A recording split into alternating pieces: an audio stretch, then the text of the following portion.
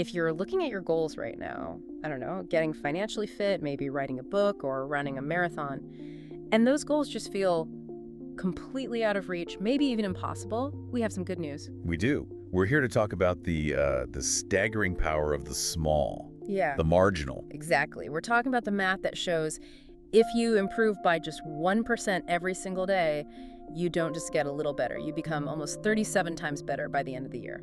It sounds kind of like a magic formula, but it's just pure mathematics applied to how we behave. Yeah.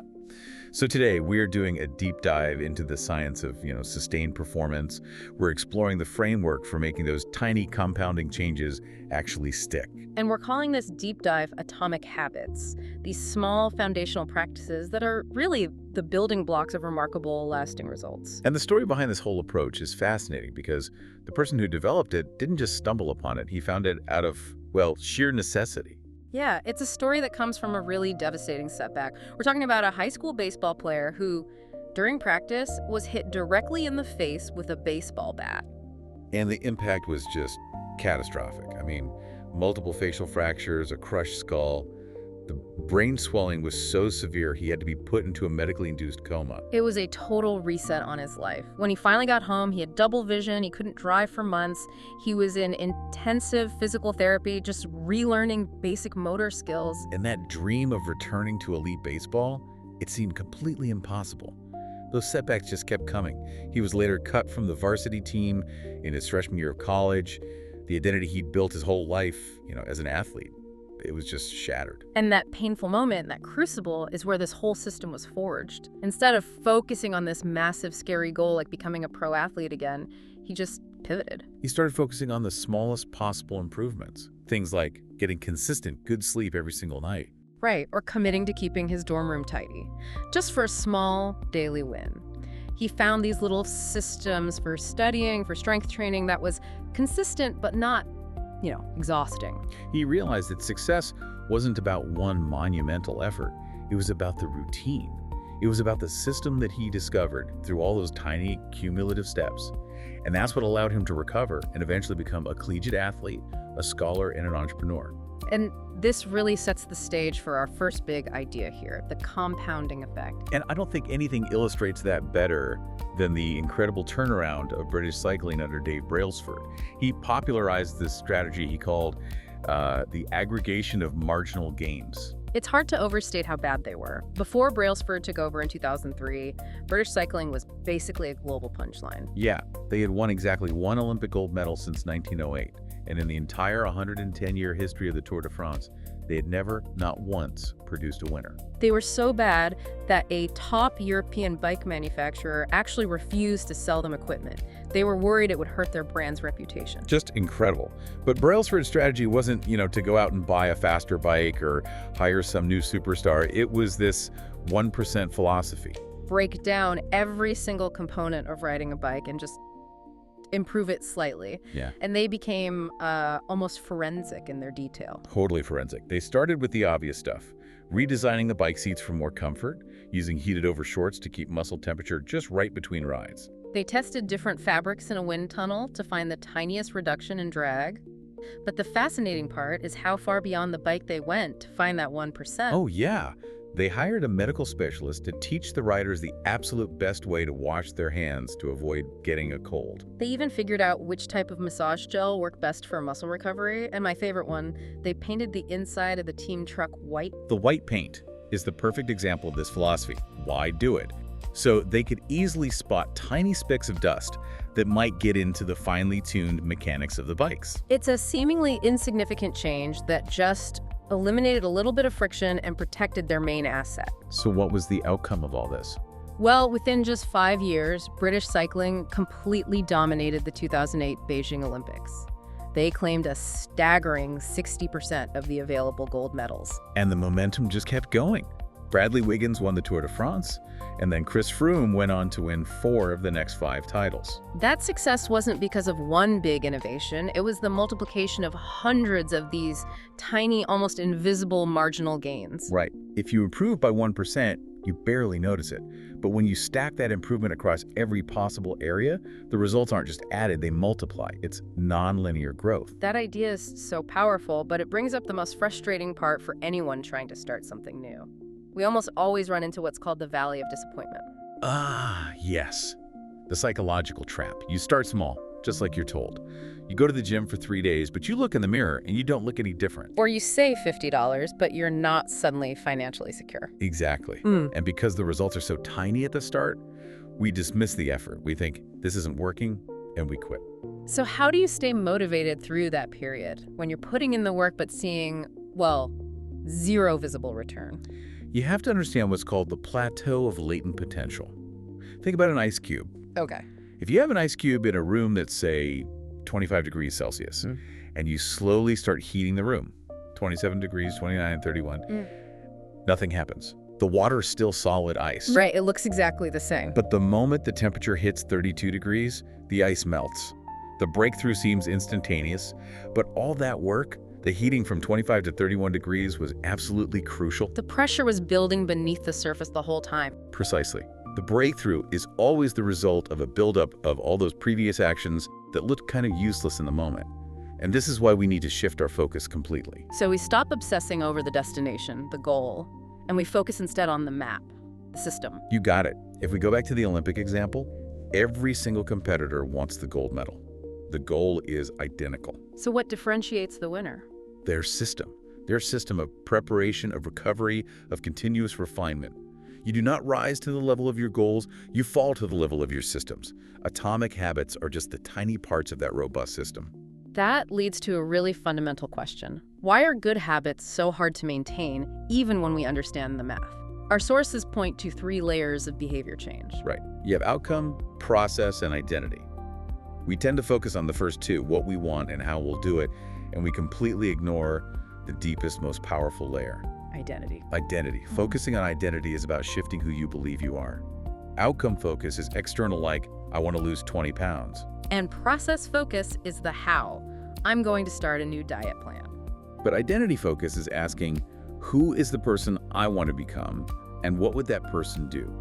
I think the clearest example of this is the 2 people offered a cigarette. The first person says, "No thanks, I'm trying to quit." They're focused on the outcome. And you can hear it in their language. They still mentally identify as a smoker who is struggling. But the second person says, "No thanks, I'm not a smoker." And that identity shift, it's monumental. They're affirming a new self-image. Every action you take, no matter how small, is like a vote for the person you wish to become.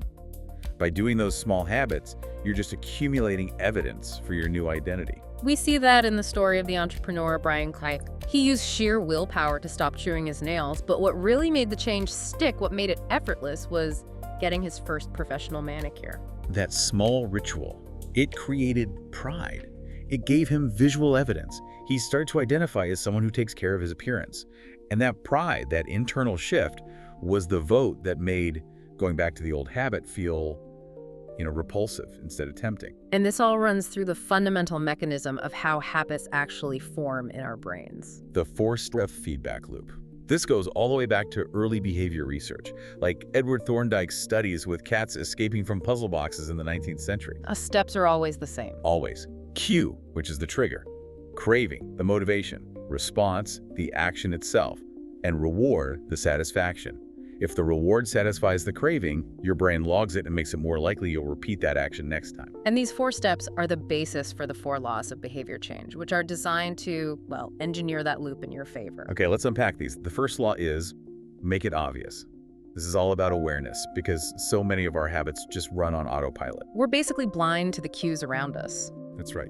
If you've ever caught yourself, say, grabbing your phone every time an elevator door opens, that's a non-conscious habit at work. We need tools like a habit scorecard to just become aware of our current scripts. But the most powerful way to make a cue obvious isn't really about what's inside your head. It's about designing your environment. The environment is the invisible hand that shapes our choices. And a study from Massachusetts General Hospital shows this perfectly. A researcher named Anne Thorndike wanted to improve health choices without using willpower or, posters and campaigns. So she just manipulated the physical space. She did. Instead of having soda machines right in the middle of everything, they put bottled water next to every single food station. Soda was still there, but it was in the less convenient refrigerators. And the result of this passive zero motivation change? Over 3 months, soda sales dropped by 11.4% and water sales went up by 25.8%. The good choice just became the most obvious, most accessible cue. Your motivation almost doesn't matter if your environment is set up for success. So an actionable tactic from this is the one space, one use idea. If I want my desk to be a cue for deep work, I should only ever do deep work there. The second I start watching YouTube in my work chair. The easier habit is going to win. It's a great defense against what you could call cue confusion. Now, the second law, make it attractive. This hits the craving stage of the loop. Right. If an opportunity isn't attractive, you're not going to act on it. And this really comes down to dopamine. It does.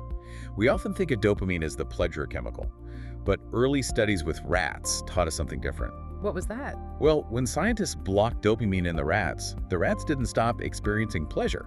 They still liked sugar when it was put in their mouths, Okay. but they lost the desire to go get it. They stopped acting. So dopamine isn't about pleasure, it's about motivation. It's the engine. It's the engine that drives seeking behavior. And here's the crucial part. Dopamine spikes not when you get the reward, but in anticipation of the reward. We're motivated by the expectation of feeling good. So how do we use that for habits we find kind of boring, like exercise or chores? We use a technique called temptation bundling. You pair an action you need to do with an action you want to do. Okay, give me an example. The best one is from an engineering student in Dublin named Ronan Byrne. He wanted to watch Netflix, but he knew he needed to exercise. So he just linked the two together. He literally did. He hacked his stationary bike and connected it to his laptop so that the cycling motion was what kept Netflix playing. If he stopped cycling, the movie would pause. That's brilliant. He made the attractive behavior watching the show dependent on doing the necessary behavior, the exercise. And that's how you make a boring necessity feel desirable. Okay, Yeah. so now let's talk about the action itself. The third law is make it easy. This gets to the response phase. We are, at our core, fundamentally lazy. We're driven by the law of least effort. We will almost always choose the path of least resistance. Absolutely. The goal here is to reduce friction. If trying to form a new habit feels like you're pushing a giant boulder up a hill, you need to change the landscape. So if the bad habit is frictionless, we need to create friction for it. And the good habit needs to be as frictionless as possible. How do we actually do that? We prime the environment.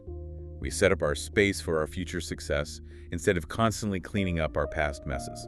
I like that. A great example is an IT developer named Oswald Knuckles. He has a simple system. When he steps into the shower and is waiting for the water to heat up, he uses that minute or two to wipe down the toilet or the mirror. He's not cleaning up a mess, he's preparing the bathroom for its next clean state. Exactly. And that small choice, that's the decisive moment that sets the trajectory. It's like the entry ramp to a highway. And the ultimate tactic for this is the 2-minute rule. This one is genius because it just removes all the pressure of the outcome. It does. You scale any habit down until it takes less than 2 minutes to start. The whole point isn't to achieve the goal, it's to master the art of starting. The choreographer Twyla Thark, she had this intense 2-hour workout routine, but her actual habit, her ritual, was just hailing the cab outside her apartment. That was it. The decisive moment was telling the driver the gym's address. Once she did that 2-minute action, the 2-hour workout was basically inevitable. For someone struggling to write, the rule isn't write a chapter, is open the document and write one sentence. You're mastering the routine of just showing up. That's all it is. Finally, that brings us to the fourth law. Make it satisfying.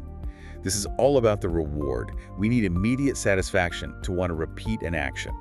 But that's so tough because we live in what's called a delayed return environment. Our brains, our Paleolithic hardware, were built for an immediate return world. You know, back then, if you successfully hunted, you ate right away. But now, if you work hard today, your paycheck is weeks away. If you save money, the big reward might be decades away. And the bad habits, eating a donut, scrolling social media, they all have immediate rewards. The good habits have delayed ones. So we have to artificially inject immediate satisfaction into them. How do we do that? Through immediate reinforcement. Look at how companies figure this out.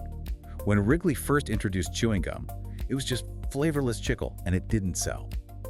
It wasn't until they added satisfying flavors and that fresh mouth feeling that people got an immediate, pleasant experience.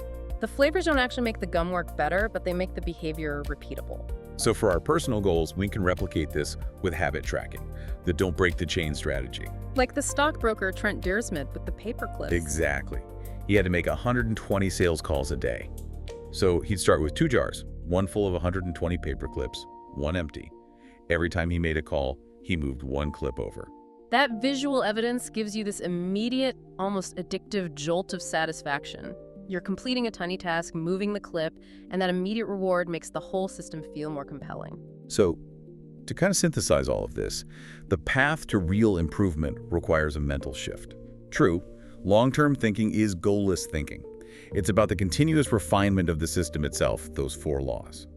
The Holy Grail isn't one huge achievement, it's a system where 1,001% improvements can stack up over time. And as you commit to that process, we want to leave you with one final kind of advanced tactic that separates the people who succeed from those who just burn out. It's called the Goldilocks rule. This rule is all about how you maintain motivation and avoid the boredom that will inevitably sink a long-term habit. You have to work on tasks that are of just manageable difficulty. What does that mean? It means they're roughly 4% beyond your current ability. If a task is too easy, you get bored and you look for a distraction. If it's too hard, you get frustrated and you give up. That sweet spot, that 4% stretch, is what keeps you in a flow state, totally engaged. And, the greatest threat to your long-term success isn't failure. Failure actually gives you immediate feedback. The greatest threat is boredom. As your habits become routine, as the outcome becomes expected, they lose their novelty. The successful professional, the successful person, is the one who learns to fall in love with the boredom of continuous tiny improvement. So the question to ask yourself this week, as you look at your own systems, is really just this. Are you willing to find satisfaction in the continuous, repetitive, and often boring process of just getting 1% better?